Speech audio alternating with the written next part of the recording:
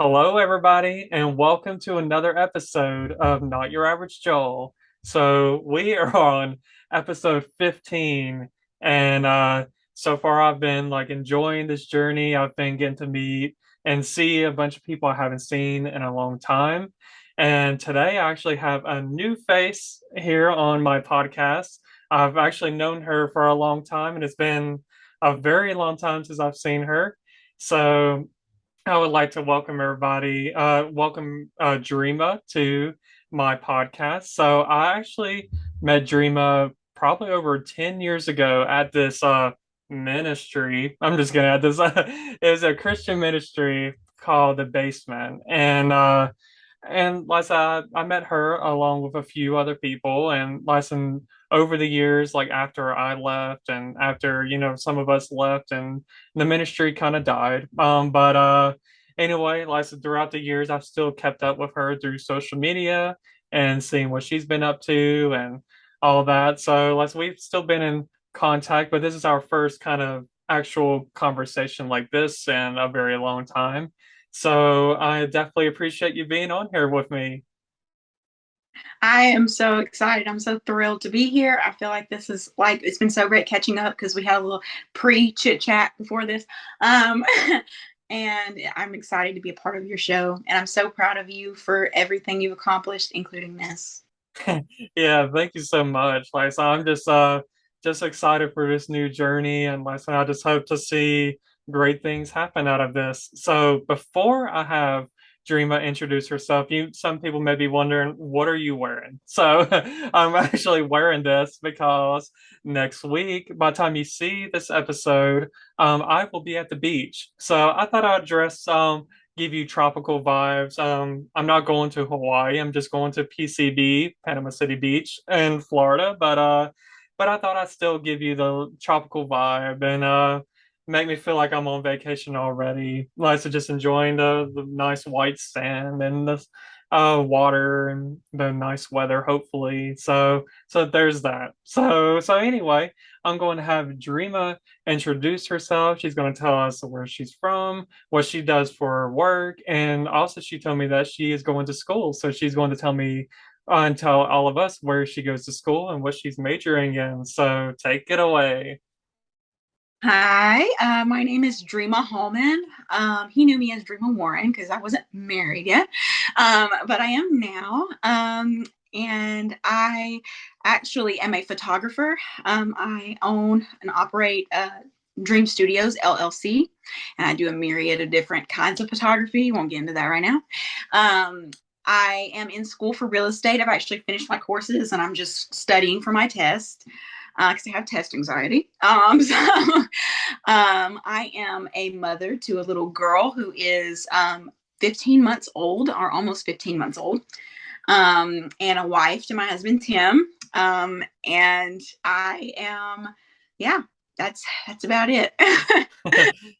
Yeah, Lisa, that's you've definitely come a long way ever since I met you. Like you definitely was single and you were in a different place in your life, and now here you are pursuing your dreams. And before we started this recording, she was telling me how like invested she is in her clients and all of that, and just seeing how big like her photography is, going, like her dreams are being coming true. And like I'm just so proud to hear that, and just also for her real estate journey, just hearing good things about that. And so last I'm just definitely proud of you, definitely over this last 10 years of knowing you and just seeing how far and how how far you've gone, and just all the things that you've accomplished.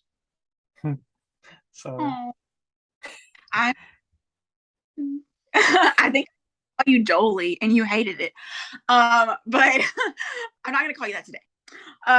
So but I'm so proud of you and seeing how far you've come. I met Joel when he was working in a grocery store, and now he's like an IT guy for Coca-Cola, and he's like a big shot. So super proud of him and how far he's come and who he is today. And he fought really hard for it. I remember I was talking to him earlier before this recording about there was a time several years ago when he was at Jefferson State before he transferred to UAB to finish out his degree. He was really discouraged and was like, I just am feeling like I will never finish here so that I can transfer. I feel like graduation is a million years away. Like my dreams are so far away and out of reach. And I just don't think that I just don't know if I can do it. And he was really, really like down about it.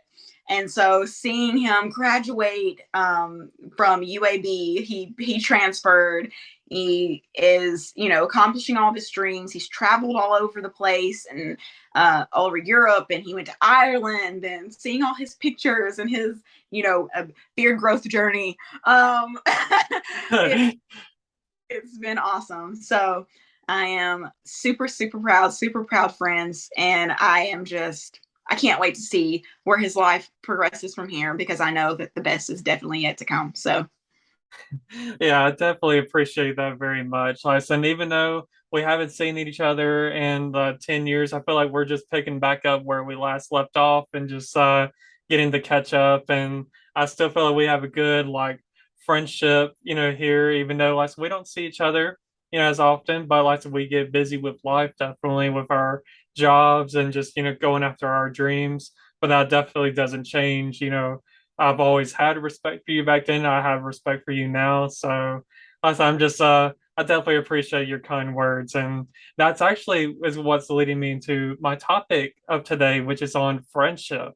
So friendship yeah, so friendship is something that I definitely hold near and dear to my heart, outside of my family. So, it's definitely something I appreciate and love to get to know different people from different walks of life and just I really just listening to people's stories and testimonies and all that. So this was something I definitely wanted to talk about, and Dreama wanted to talk about this, so I was thinking like this would be a good way to start, to have her on like she signed up for a few different topics, but this is like the first one. I thought it would be a good one to start on since we haven't seen each other in a while, and like I definitely thought like you know trying to I guess let's not rebuild our friendship, but let's just continue in this friendship. Yeah.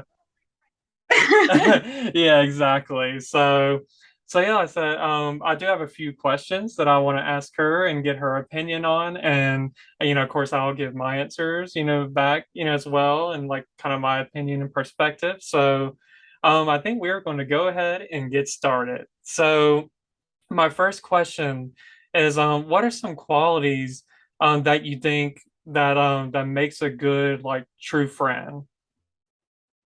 hmm, loyalty, loyalty, um, self-explanatory there. Honesty, um, and I think there's two sides to that because there's honesty of like just if there's some don't hold things back from your friend, but that's I think anything that can be said for friends can be said for any other relationship in life. But because essentially, what is a partner? Anything other than a friend.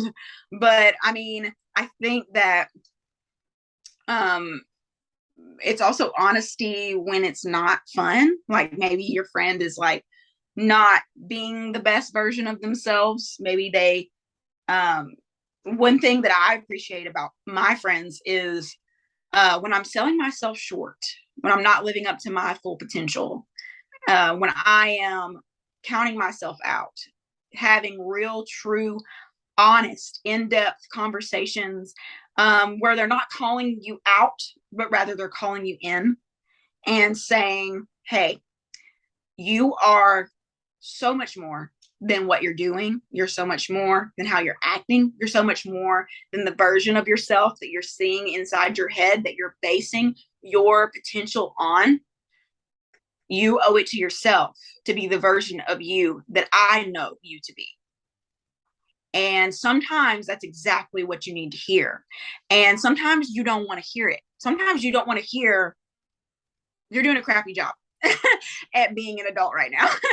But a good friend is going to be honest with you. And I think that part of being a good friend on the other side of that is being able to take in, absorb, and compartmentalize constructive criticism from your friends, because I don't think a good friend is someone who just tells you what you want to hear, who just coddles your feelings over your well-being, because sometimes you're betraying someone's well-being by coddling their feelings.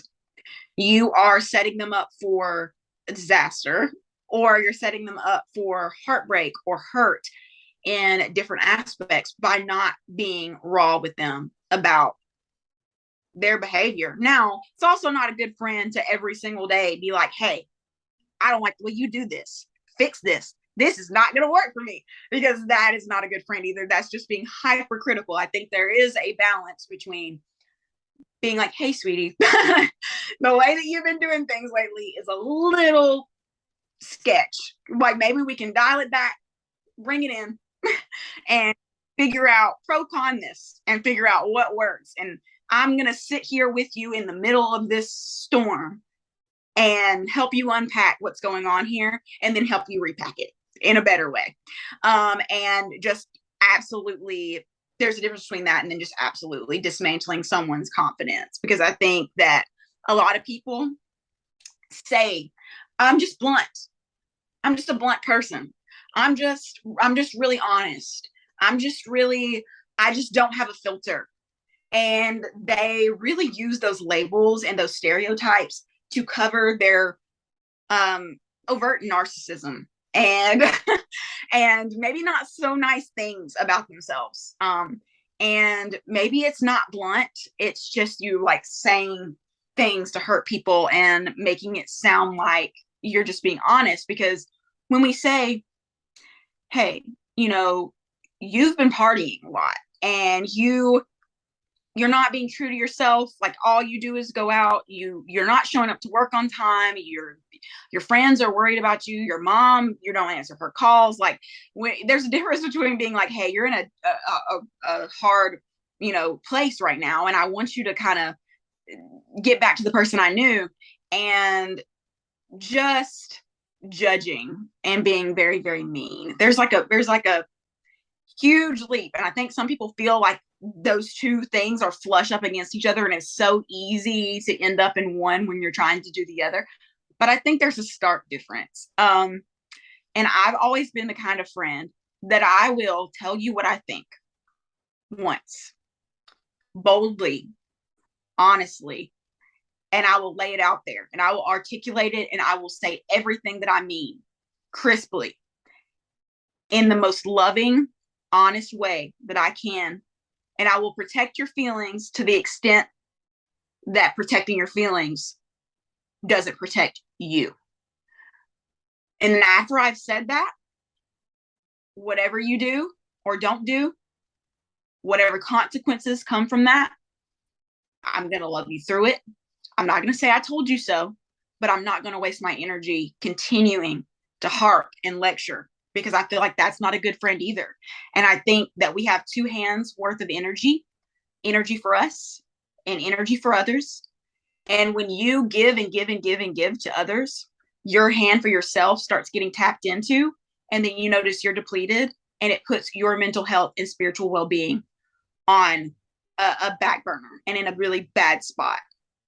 So I think you have to have boundaries in place to say, I will give of myself and pour into you, so long as it doesn't take away from me and my family and other things that I care about. Because a lot of people want to be encouraged, but you can tell them 1,000,001 times, and they will find every excuse as to why they cannot fix that thing. They just want to complain about it. They don't want to fix it. They don't want to correct it. They don't want to take any measures, any significant measures anyway, to better themselves. They just want to complain. And what I won't be is I guess, trauma dumping, endless supply of energy to anyone who doesn't give that same energy back.